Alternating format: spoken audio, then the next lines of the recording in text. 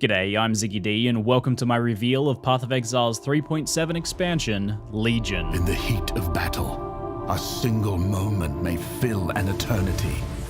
Path of Exile's history is one filled with war and bloodshed.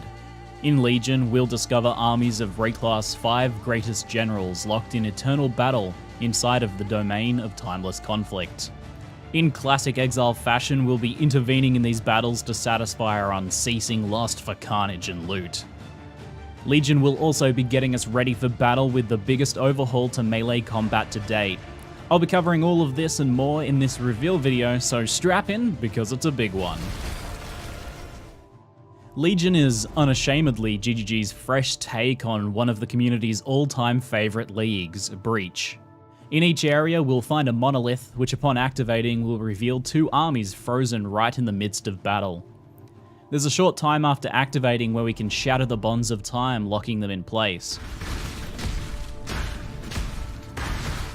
And when the initial timer expires, the armies will disappear, and all freed soldiers will unfreeze and continue their battle, which we will then be caught in the middle of. The idea here is a simple one that should prove effective. Hit the monolith and free as many enemies as possible. Of course, if we free too many to handle, we may be overwhelmed, so there's a solid element of player agency in determining the level of risk versus reward that we take on. Some special enemies will have symbols over their heads for bonus rewards that they'll drop on death, and there'll also be special chests containing additional loot that we can tag. With a limited time window, players will have to scout out and free as many desired rewards as possible. Legion monsters can also drop splinters, which will combine to form emblems representing their legion. This is a familiar concept to fans of Breach, and these emblems give us access to the endgame of Legion, entering the domain of timeless conflict.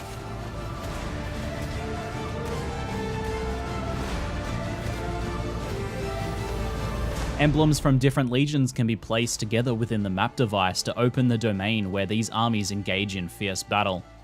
We'll be able to hunt down special loot enemies and chests as well as fight the generals of the legions. Of course, placing 2 emblems together, such as the Templar and the Varl, will open a domain where these 2 legions will be in the middle of battle. But, as you may have guessed, a more dangerous battle with more valuable rewards can be found by placing 3 or even 4 emblems together to access a 3 or 4-way battle. But wait, there is indeed more. Through a certain unknown challenge, we'll be able to, for the first time ever, unlock a 5-slot map device. This will of course allow us to take on the ultimate endgame of Legion, a battle between all 5 of the legions at once. The 5-slot map device will also allow players to further modify regular maps with up to 4 fragments or scarabs for more juicy regular endgame content.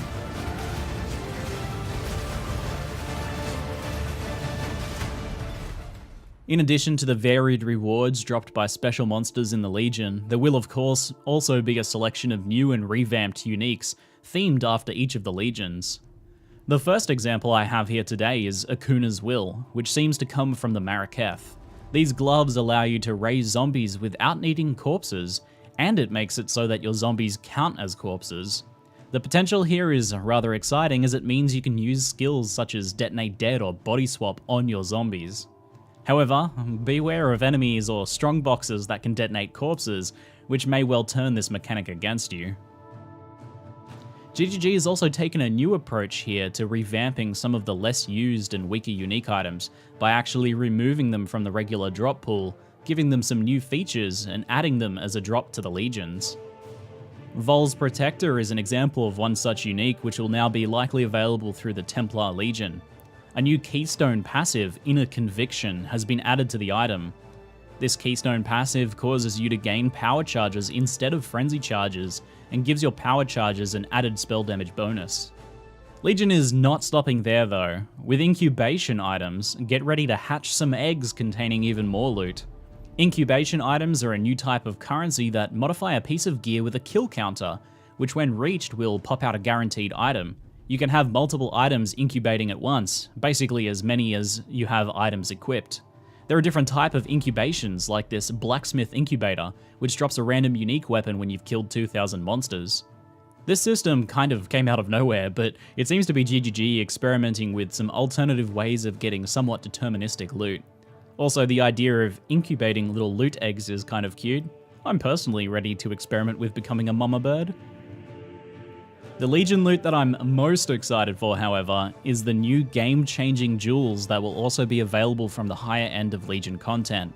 Each of the 5 Legions has a unique jewel, and these will modify the passive tree in a rather spectacular fashion. The Vaal Legion jewel, for example, corrupts the passives within its radius, completely changing what they do. This even includes keystones, which can become corrupted keystones.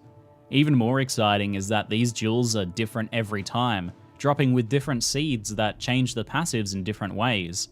So 2 Vaal jewels will give different corruptions to the same passives. This to me seems like such a game changer. I personally love the design of the Elder Jewels Watcher's Eyes with their huge variety and potentially ridiculous combos. It's always exciting to identify one. The design of these Legion jewels seems to follow that concept and is taking it to crazy levels since it's going to add a whole new level of build customization. Chris also mentioned to me that the seed of the jewel will be identifiable through the jewel's flavor text, which will mean that the community can explore these jewels together and of course trade them. We don't even know yet what the other Legion jewels will do, but I'm already super excited about the Vaal Legion jewels alone. But that's enough about loot for now. Let's talk about the other massive set of changes coming to the Legion expansion, the complete melee revamp. Most importantly here, GGG has improved the melee experience at the fundamental level with changes to the core gameplay mechanics. Chris Wilson said that melee has been described by players as clunky, especially at the early stages of the game, and they wanted to address most of these core issues with melee in one go. So let's go through what that means. There's a lot going on here, so get ready. Firstly, you can now cancel attack animations. You are free to do this right after damage has been dealt, or before if you change your mind and need to avoid an incoming attack. This change alone is designed to make melee combat feel much more responsive, and will afford us better control over our characters, though I do imagine it may take some getting used to. This change in particular is tied in with all movement skills now having instant activation, which means you can animation cancel a slow attack that would have locked you in place with a movement skill to avoid an incoming attack. Additionally, a selection of new low-level movement skills have been added to help many classes in the early game, such as Dash, this quick dodging dexterity skill. As a personal note, I have to imagine that these combined changes alone will have a pretty big impact on the responsiveness of combat, and we'll likely see a rather large increase in the skill ceiling, which is exciting in the context of PoE racing and speed leveling. There is more though. All melee attacks can now hit multiple adjacent enemies with a small melee splash style effect. This should improve the early game for a lot of skills, as well as making it easier to connect with desired targets if there are several monsters in the area. The timing of when damage is dealt relative to animations has been improved as well, along with fixed ranged indications for all attacks in the game. I think this clip of a two-handed heavy strike on Duresso communicates it pretty well how much more accurate the blows look and feel. The animation system overall has been overhauled too, with support for animation chaining and dynamic speed changes. This should all help the combat look and feel better and more accurate. Melee targeting has also been improved, with the game now automatically retargeting a new monster near your cursor if you kill your current target but are still holding down the attack button. This should make it so that spam clicking isn't necessary to ensure that you have a target when attacking with melee skills. Various other systems have been changed as well, which will likely be further detailed in the coming weeks.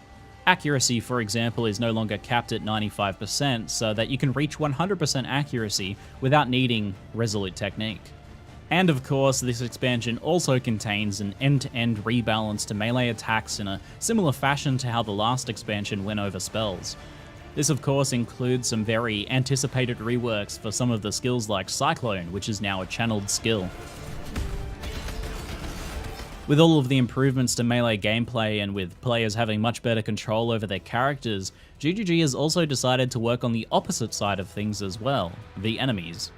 These improvements have been especially focused on some of the slow and somewhat dated early game content.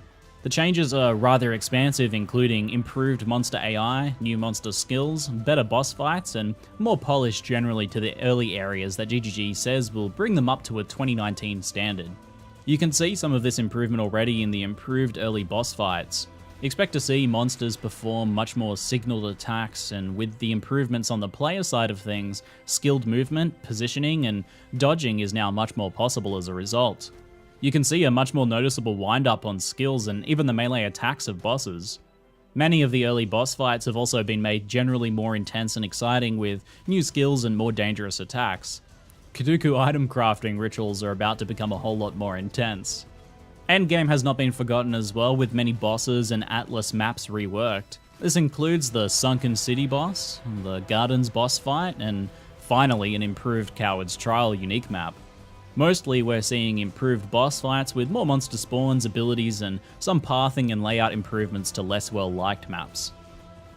Legion also includes 2 new melee-focused build archetypes that group some of the new skills and mechanics: the Rage Berserker and the Blood and Sand Gladiator. While Berserker and Gladiator most closely align to these new archetypes, many of the new skills and tools are available for other builds to use as well. The Blood and Sand archetype features a new stance mechanic, which allows you to reserve some mana to enter either blood or sand stances, which you can change between at will. Blood stance is focused on up-close damage for tougher enemies, and sand is focused on area killing and speed. Blade Storm is a new melee skill that slashes enemies around you and creates a blood storm or a sandstorm depending on what stance you're in. Some old skills like Lacerate will also interact with the new stances. These additions also come alongside a rework to the Gladiator Ascendancy. The second new archetype is the Rage Berserker. Berserker and the Rage mechanic have been overhauled in Legion, with Rage no longer draining life by default. The Berserker will, however, have a mechanic that restores the health draining effect in order to gain increased power. Rage now also interacts with several of the new and revamped skills. The new skill Chain Strike is a movement attack that pulls you to enemies, damaging them and generating rage. Move over Flicker Strike, Brutus boys are coming through. There will also be a new skill called Berserk that rapidly consumes rage to give you more damage, attack speed, and movement speed, and less damage taken. The Berserker Ascendancy will be featuring reworked bonuses that interact with both rage and the Berserk skill. This is only a basic overview of some of the new skills and archetypes coming in Legion, with more details to come over the next few weeks. Now that's what I have for now as far as new reveals go, so I wanted to share some of my initial thoughts. In the shadow of the complexity of some of the recent leagues, a straightforward combat-oriented league mechanic is what a lot of players have been asking for. Legion looks like it'll fit the bill, and modeling it after Breach is a promising idea, of course. Legion could well prove to be a better Breach with the player agency over how much challenge we take on in each encounter. Breach had the issue where you would sometimes get empty breaches, and other times you'd be overwhelmed by a crazy breach full of Tull Frostbladers.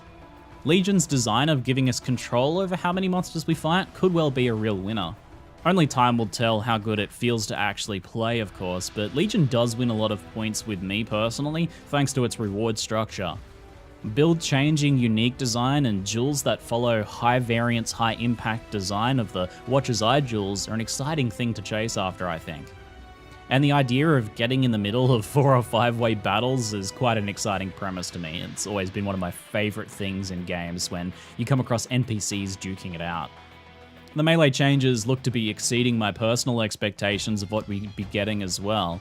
I did expect new skills and reworks, maybe with some improvements to animations and such, but things like animation cancelling, instant move skills, and targeting changes are a real game changer for the game. I think there is some potential here that some of these changes may introduce new problems that we have to deal with, like players accidentally cancelling attacks when they didn't mean to, but this may just require an adjustment period.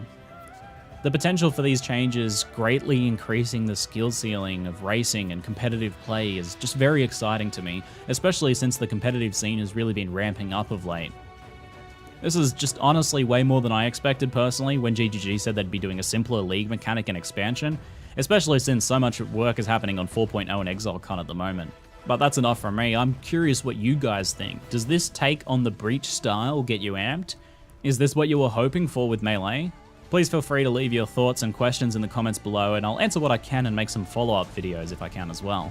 I'm looking forward to spending the entire reveal day going over your comments and reactions. It's almost become a bit of a ritual for me at this point. It's one of my favorite things about doing what I do is soaking up those initial reactions. Anyway, that's it for now, guys. I'll see you in Legion. I'm Ziggy D, and thanks for watching.